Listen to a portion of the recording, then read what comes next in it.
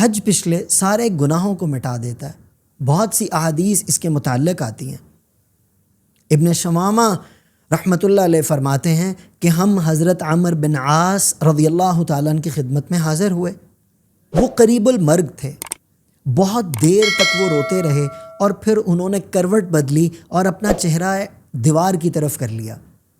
تو ان کے بیٹے نے ان سے کچھ سوالات کیے۔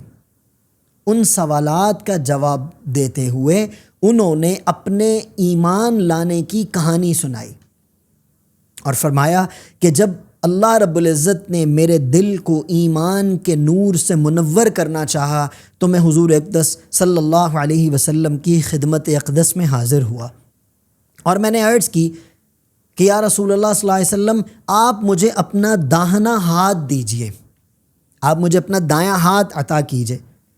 تو آپ صلی اللہ علیہ وسلم نے اپنا ہاتھ پھیلا دیا، اپنا دست مبارک پھیلا دیا۔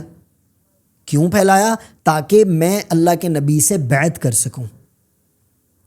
تو آپ صلی اللہ علیہ وسلم نے جب ہاتھ اپنا پھیلایا تو فرمایا حضرت عمرو بن عاص نے کہ میں نے اپنا ہاتھ پیچھے کھینچ لیا، میں نے اپنے ہاتھ کو پیچھے کر لیا، اور پھر آپ صلی اللہ علیہ وسلم نے مجھے فرمایا کہ عمر تجھے کیا ہوا، تو نے اپنا ہاتھ پیچھے کیوں کھینچا؟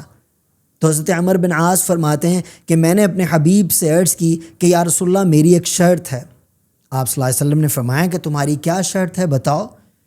تو میں نے عرض کی کہ میری مغفرت کر دی جائے گی، کیا میری مغفرت کر دی جائے گی، میں ایمان لے آؤں، آپ کے ہاتھ پر بیعت کر لوں؟ تو آپ صلی اللہ علیہ وسلم نے فرمایا اما علمت ان الاسلام یہدم ما کان قبلہ اور وان الہجرۃ تہدم ما کان قبلہا اور وَأَنَّ الْحَجَّ يَهْدِمُ مَا كَانَ قَبْلَهُ، یہ پوری مسلم شریف میں حدیث آتی ہے۔ کیا تمہیں نہیں معلوم کہ اسلام لانے سے اللہ رب العزت پہلے کے تمام گناہوں کو معاف فرما دیتے ہیں؟ کیا تمہیں نہیں معلوم کہ ہجرت کرنے سے اللہ رب العزت تمام گناہوں کو مٹا دیتے ہیں؟ یعنی ہجرت تمام گناہوں کو مٹا دیتی ہے، ایمان تمام گناہوں کو مٹا دیتا ہے۔